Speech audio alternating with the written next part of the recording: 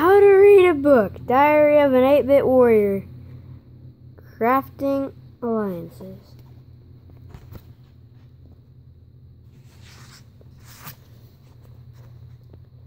Monday, early morning.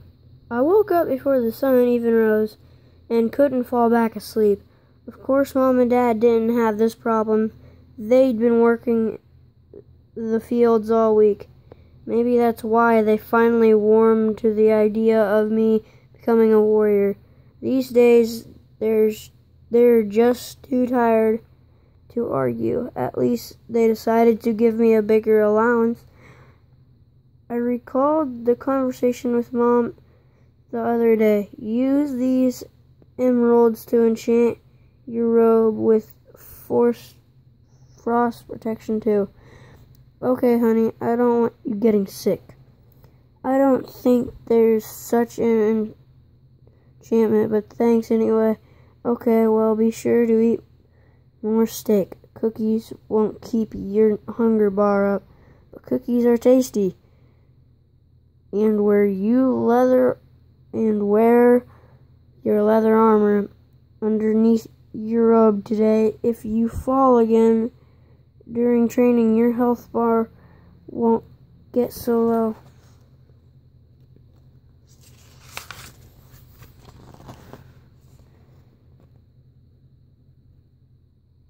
Mom, armor doesn't protect against falling damage.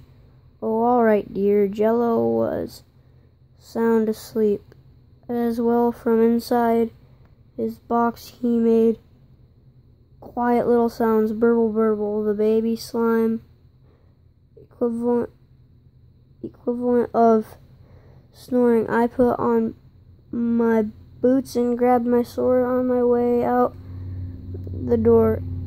It was still dark, but soon as I made my way to school, the square sun crawled over the bloomy gray houses and shed pink light upon the gloomy gray streets. To a villager, this was time. At this hour, the monsters were crawling back to a forest that never knew the sun. In their absence, a sleepy village was now rustling awake. I went for a morning jog. I thought it'd help clear my mind. It didn't. 5 minutes in, my anger flared with like a redstone torch because I saw the posters there everywhere. Those posters, Pebble is the most of them. I don't always kill mobs, but when I do, I kill them in one shot.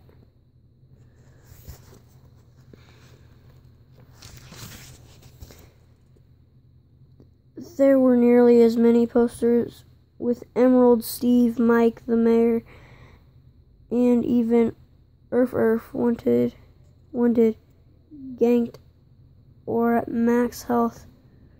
Reward 500 emeralds. Definitely turned traitor. Definitely sided with the mobs.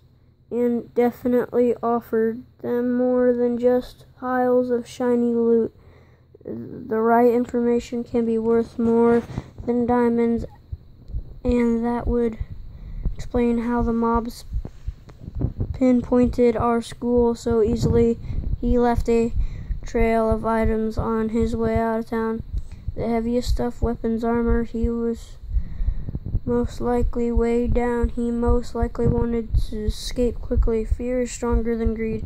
A few posters had the names of many who fought on Saturday. The posters didn't have any pictures, but I'm including them in this diary. They fought just as hard as Pebble did, after all. Hold on, Weston, Heather, Maya, Mary, Emma, Sophia, Bridget, Luna, Alyssa, Andrea, Marissa, Rochelle, Aileen, Joan, Grace, Zane, Meredith, Toma, Will, Brennan, Marco, Tob1, Weston, Toby, Weston, Scooby, Charlie, Boston, Beck, Griffin, Kesa, Dylan, Can, Gabe, hello Gabe, Dan, Micro, Matthew, Thomas, Anthony, Tom,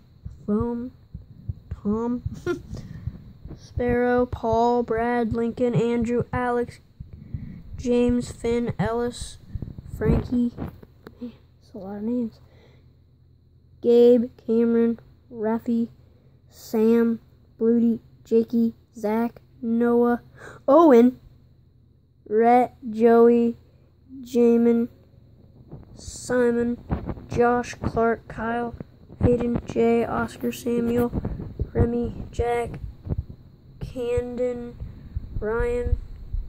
Good luck, Ryan. Suddenly, a freezing wind picked up. I raised the collar on my robe, then I glanced at the distant houses, wondering whether Breeze could be out there somewhere at this early hour. Who's she? Was she telling the truth? Did her father really send her to spy on me? When it comes to her, there's only one thing I know for sure. I glanced down at my health bar, at the row of little red hearts, and remembered I entered the school and walked empty halls. I checked every empty classroom. Surprisingly, one room was occupied. The head teacher's office on the second floor, Professor Brio.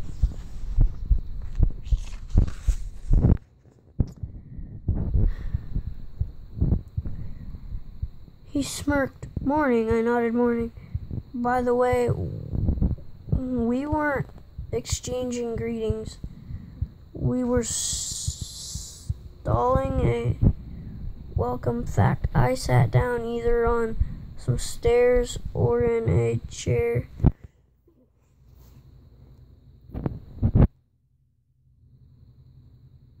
Lost my page.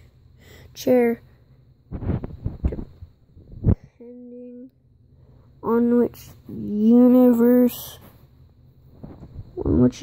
you come from, I take it you're the head teacher now. I said, glasses. I caught a glimpse of purple eyes. I'll be overseeing everyone's progress from here on out. I suppose you could say it's time to kick things up a notch. He rose. Come with me. I followed him to the tower, to the very top, where he looked out at the eastern wall. That's good drawing. I must say, Brio murmured, I'm surprised they were able to rebuild a mushroom shop as well as they did. He turned to me.